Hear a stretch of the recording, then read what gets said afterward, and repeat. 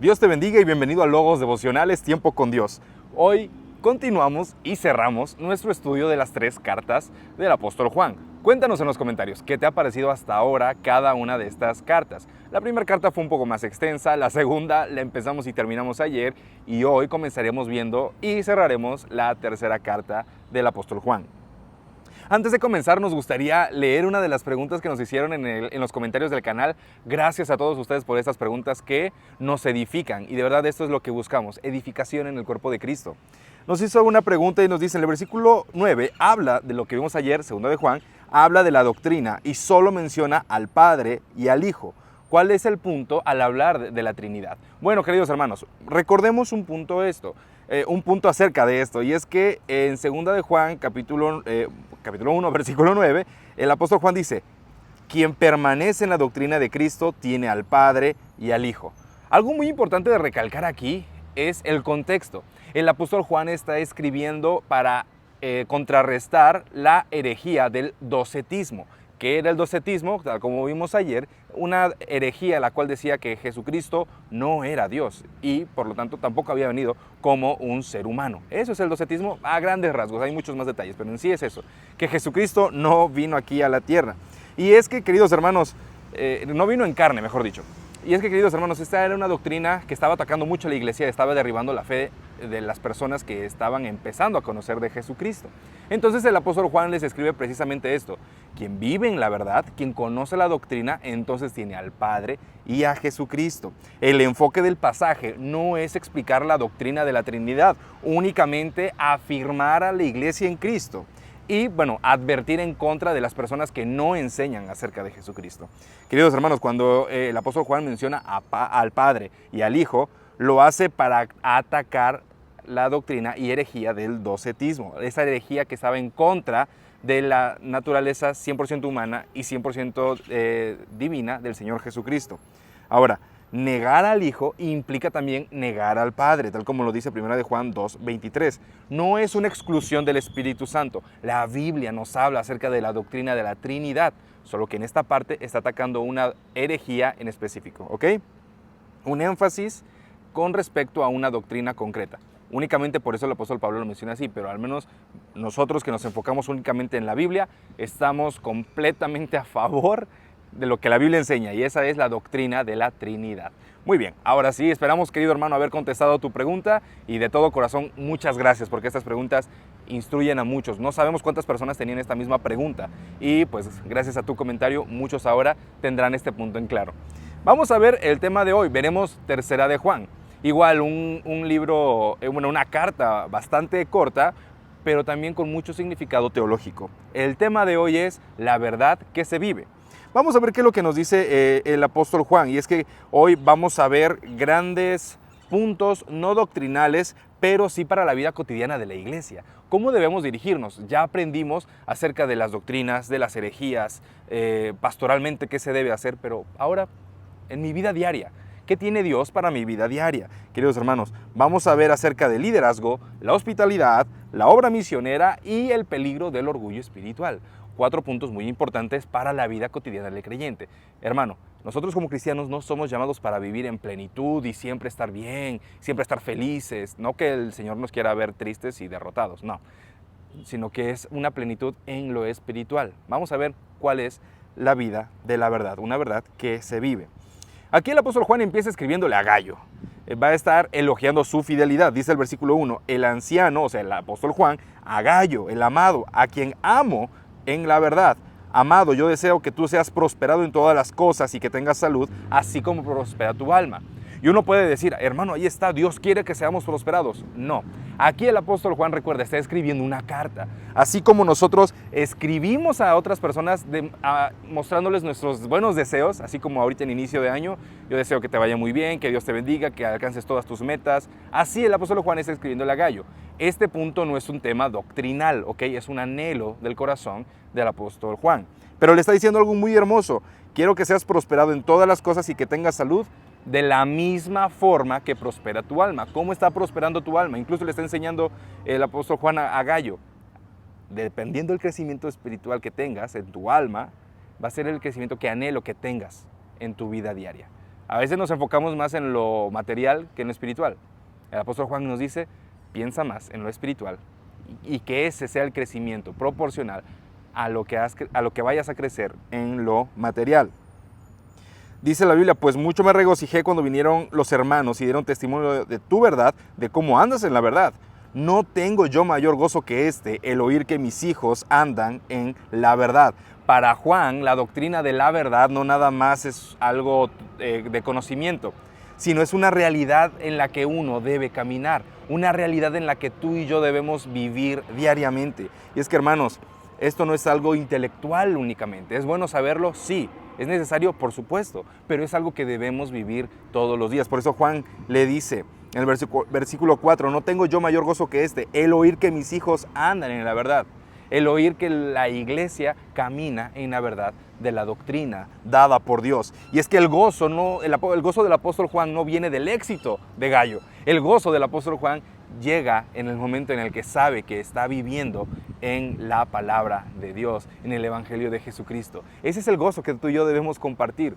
Hermano, sí, queremos que todos seamos prosperados en lo económico, por supuesto.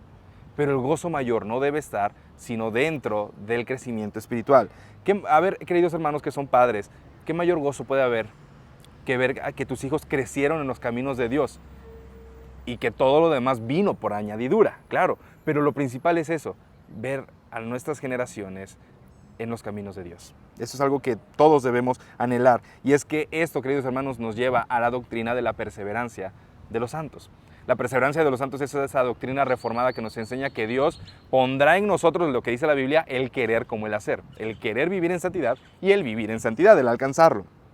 Ahora, aquí aprendemos algo importante, y es que caminar en la verdad no es algo que se mantiene de forma intelectual. O sea, podemos leer mucho y eso es bueno y necesario, claro que sí, es muy necesario, pero es algo que debe complementarse con aplicarlo todos los días. Querido hermano, querido joven, tu vida cristiana debe ser un motivo de gozo para otros creyentes. Martín Lutero dijo, Dios no necesita tu testimonio, pero el prójimo sí. Por lo tanto, nosotros debemos tener una vida en santidad con el prójimo, para que ese sea el gozo de otros cristianos. Dios no necesita nuestro buen testimonio, pero los hermanos que viven a nuestro alrededor, claro que lo necesitan.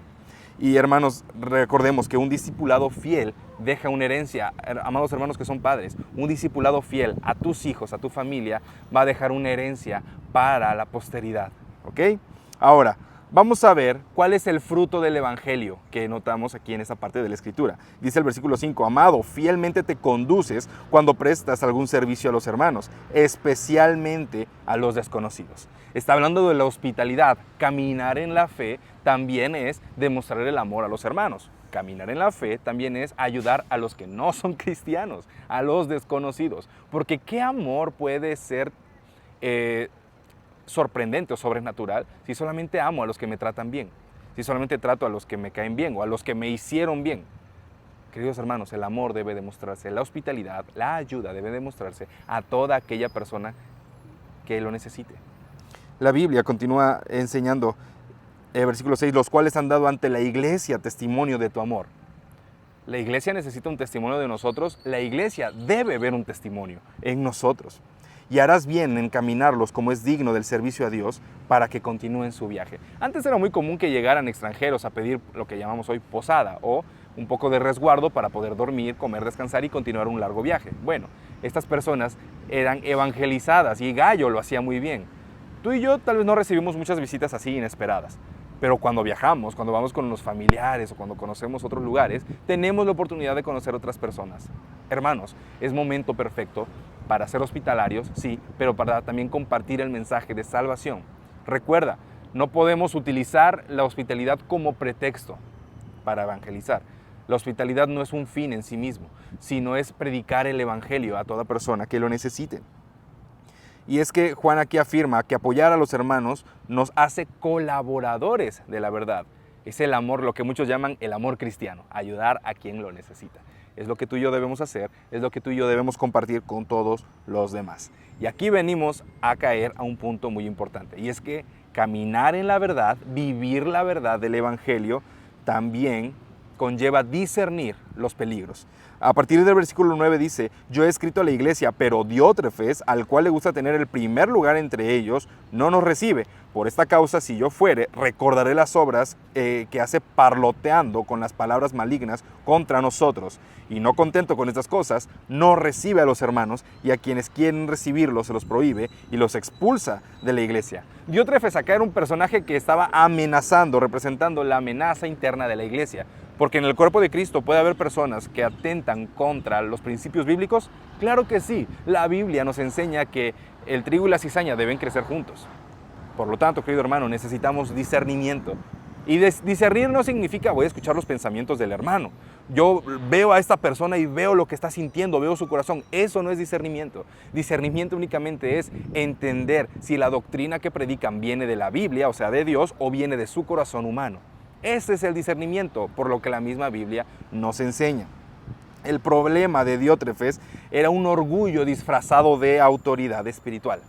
No toda persona que tenga vamos a ponerlo así, un lugar de autoridad puede ejercer esa autoridad de forma correcta. Diótrefes lo hacía muy mal. A quienes quería recibir, y si la iglesia quería recibir a alguien, Diótrefes los expulsaba porque nadie más debía entrar a la congregación. Queridos hermanos, no podemos despreciar a los hermanos y no podemos controlar a las comunidades desde el ego. Dios no nos llamó a eso. El Señor nos llamó a mostrar su amor sacrificial, un amor verdadero para la reconciliación entre Dios y los hombres a través de Jesucristo. Ese es nuestro llamado.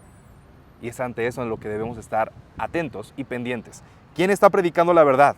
Diótrefes tenía un problema no nada más de conducta, sino de un corazón que no estaba sometido a Dios. Un corazón que estaba alejado del Señor y lo demostraba con sus acciones. Queridos hermanos, ¿qué estamos demostrando con nuestras acciones? Los hermanos, el prójimo y las personas que no conocen de Dios, ¿ven a Cristo en nosotros? ¿O ven a una persona que tiene problemas de ira, de ego y problemas de... aquí en México tenemos una expresión, enfermos de poder? ¿Qué es lo que están viendo en nosotros? Recuerda, somos cartas abiertas y debemos demostrar el Evangelio de Cristo ante todo. Al final la Biblia nos empieza a mencionar, versículo 11, amado, no imites lo malo, sino lo bueno. El que hace lo bueno es de Dios, pero el que hace lo malo no ha visto a Dios. Hermano, no importa si eres pastor, líder, maestro, lo que quieras. Si no haces lo bueno es lo que dice la Biblia, ¿ok? Si no haces lo bueno, no eres hijo de Dios. Si yo no hago lo bueno, no soy hijo de Dios. No importa que yo enseñe en un canal de YouTube. Mi comportamiento lo dice todo de quién soy. Es lo que dice la Biblia. Por sus frutos los conoceréis. ¿Qué frutos estoy dando en mi vida? ¿Qué frutos estamos dando como cuerpo de Cristo, como congregación? Hermano, déjame decirte algo. Muchas personas se han alejado del Señor o no han querido escuchar de la Biblia por nuestro testimonio. Y muchos han querido escuchar del Señor por nuestro testimonio. Pero es el Señor el que lo hace. Recuerda, nuestra vida debe enseñar a otros. Debemos ser una lámpara, únicamente que reflejamos la luz de Cristo ante las personas. Juan aquí no está enseñando salvación por obras para nada, sino está señalando la evidencia de la regeneración. ¿Quién soy en Cristo? ¿Realmente he sido cambiado? Si mi vida está dando testimonio de ello es porque sí, efectivamente, soy transformado por el Espíritu. Pero si yo trato mal a las personas, decimos aquí en México, soy tranza, o sea, hago malos tratos para tener un beneficio personal, entonces no soy de Dios, no estoy sirviendo a Dios, sigo perteneciendo al diablo. Conozco del Señor, pero no lo vivo. Por eso, queridos hermanos, la verdad se debe vivir, debe ser algo real en nosotros. Todos imitamos a alguien, claro que sí. La pregunta es, ¿a quién estamos imitando tú y yo? Debemos observar vidas piadosas y aprender de ellos. Por eso te recomiendo mucho que veas la vida de los reformadores y de escritores bíblicos, de escritores que entregaron su vida al Señor. John Bunyan aprende mucho acerca de John MacArthur, aprende acerca de R.C. Sproul, aprende acerca de Martin Lloyd Jones. Tenemos muchos predicadores hoy en día, Juan Calvino, Ulrico Zwinglio, John Knox. Hay muchos personajes de los cuales te recomendamos que puedas aprender de su ejemplo, para que esa sea también la historia de nuestra vida. Finalmente, Juan cierra su carta diciendo, yo tenía muchas cosas que escribirte, pero no quiero escribírtelas con tinta y pluma, porque espero verte en breve y hablaremos cara a cara. La paz sea contigo. Dice, espero verte en breve y hablaremos cara a cara. Juan valora mucho la comunicación que tiene con los hermanos de la congregación. Y es que aunque la verdad puede transmitirse por escrito, la vida, lo que hacemos, nuestras acciones también demuestran quién es Cristo en nosotros y para nosotros. La vida cristiana se fortalece en las relaciones reales dentro del cuerpo de Cristo. Así que no hagas caso a esas ideas de que creo en Dios pero no en la iglesia. No, queridos hermanos, necesitamos de esta comunión en la iglesia porque el Señor nos lo muestra. Es algo que nos va a fortalecer, es algo que nos va a ayudar siempre. Recuerda, la vida cristiana no se vive en aislamiento. La comunión es un medio de gracia que el Señor nos ha permitido disfrutar para que podamos demostrarnos este amor. Y si alguien está cayendo, ayudarlo, no tirarlo, no, ayudarlo. Ven, aquí, estamos juntos en esto. Si alguien necesita del amor del Señor, yo se lo voy a demostrar. Finalmente, recuerda, invierte en relaciones que te acerquen a Dios. Hermanos, esta carta es más para nuestra vida cotidiana y es algo que debemos cuidar mucho, porque somos cristianos y debemos dar ejemplo de quiénes somos en Cristo Jesús. Que Dios te bendiga y que Dios bendiga su palabra en nuestros corazones. Nos vemos pronto.